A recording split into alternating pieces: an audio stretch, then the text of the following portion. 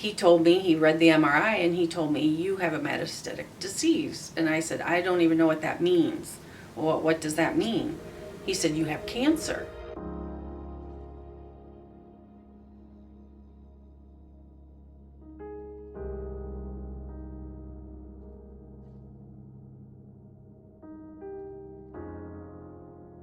She was overwhelmed, she was scared, fearful, angry.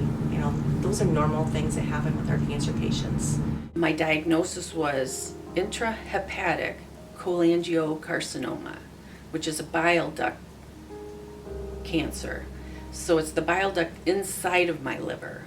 And what happened was it spread throughout my liver. When I saw her, her liver was almost going into her pelvis.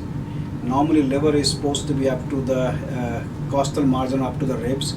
Her liver was down into her pelvis. That's how big the liver was.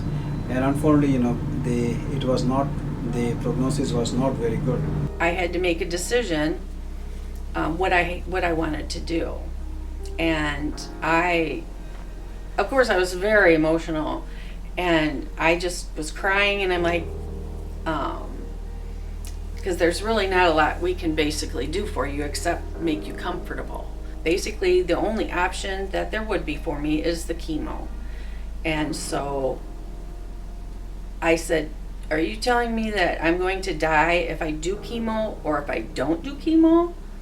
And he said, yes, we're just going to prolong your life and make you comfortable. So we went ahead, and I decided, because my daughters were like, Mom, just do it. You need to do it. And Dr. Agarwal said, Angela, you're only 54 years old. If you were 70, I would say maybe not, but you can live longer with doing the chemo. So I said, okay. And of course, we started the chemo that Thursday. Doing chemo is one of the worst things that you can ever experience in your life. You're basically just filling your body with a lot of poison, and yes, it's supposed to do good things for you. You're supposed to, and it did, and it did do what it was supposed to. It shrunk my liver down, and thank God that I have a sister, June, who has definitely been an angel in my life. She's retired. She lives in Des Moines. She came back every single Wednesday night. She drove here from Des Moines. She would wake me up at 7 o'clock in the morning. She'd get me fed. We'd get in the car, and I would cry the whole way over there because I didn't want to do it. And it was just really hard. And it was very hard on her too, because just to watch somebody, just watching somebody suffer like that. But she came every week, and we did the same thing every week.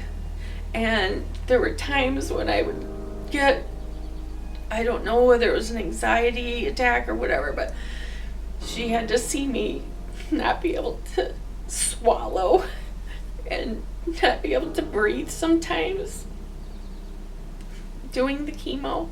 I thanked God for where I was. I was thanking God that, this option of extending my life was there for me. But I had to have a conversation with myself about, is this a quality of life? Laying on the couch, being so sick, not being able to move around, not taking care of yourself, not helping take care of your family. And I just made the decision I was going to stop doing the chemo. And the doctor said, okay, I've got to come up with another plan. She went through the chemotherapy. She had some issue with the side effect, especially with the neuropathy issue. And then we made some changes in the chemotherapy to try to lessen her nerve damage from the chemotherapy. But she still had it. And then as the time went by, some more research came out. So tumor was tested for some genetic changes, you can say, mutation we call them. And so she had one of those genetic mutations. So there was a pill available. In fact, that pill is not approved for her indication yet, but so drug company is providing that drug, and for that, and so that pill seemed to have kept things under control very well. The doctor, every time he would come in, because I was still going every month to see the doctor. I had to have my blood work done because they have to make sure, monitor, and my CT scans done every 4 months. And every time he would come in, this is a godsend. This drug has been a godsend for you. You know, he told my friend that it was a miracle and that she shouldn't be here anymore. She should have been gone a long time ago. Without this drug, she'd have been gone. A week ago, my husband and I went over. I had a CT scan done. When they called to tell me the next day, it's usually the nurse, and she leaves me a message, Angie, you know, everything's stable, whatever. This new nurse said something a little different, which I thought, that's weird. She said, Angie, your CT scan came back negative, and everything is stable. So I thought, okay, I don't know what that means, but it sounds good news. So I didn't think much more of it. And then my husband and I that was on August 9th, and August 26th, my husband and I went over for my monthly doctor appointment, and the doctor showed us the CT scan, and he said, it's completely normal. It's completely normal. And we were looking at it, and I put my hand on his shoulder and I said, Doctor, do I not have cancer anymore? And he says, this is totally normal. He said, there's nothing there. He said, microscopically, it would be there. But this CT scan shows nothing. It's negative for anything. And it looks like a perfectly normal liver. Now, from the very beginning, I was told that this was terminal. You know, I asked Dr. Berg out in Iowa City. I said, I want to know what the worst case is and what the best case will be for me. He said worst case would be without treatment 4 months to live, with treatment 8 to 11 months. So I said to the doctor, I said, Doctor, you told me I was going to die. From the very beginning of this, I was told it's terminal. You're going to die. Dr. Agrawal and Dr. Berg all asked me if I prayed, and I said yes, and they all told me, go home and pray.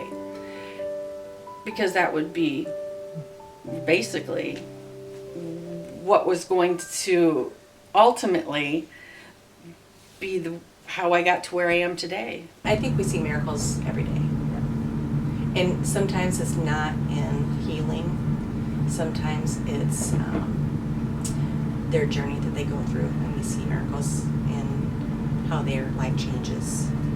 Jesus said, when ye pray, believe that ye have received them. This means that the really good gifts are already ours. So when I prayed, I was just thankful. I was thankful for everything. I was thankful for waking up. I was thankful for no pain. I was thankful for my beautiful home and my family, my husband, my friends, all the people that gathered around me and were holding me up in prayer. And I began to just be thankful all the time. I told my husband on the way home that evening after being with Dr. Agrawal, I said, for the past 2.5 years, every morning I woke up and thought, I'm dying of cancer. And I said, tomorrow morning, I can wake up and know that I'm not right now dying of cancer. Not saying that it's not going to come back at some point, but right now, everything's going really well.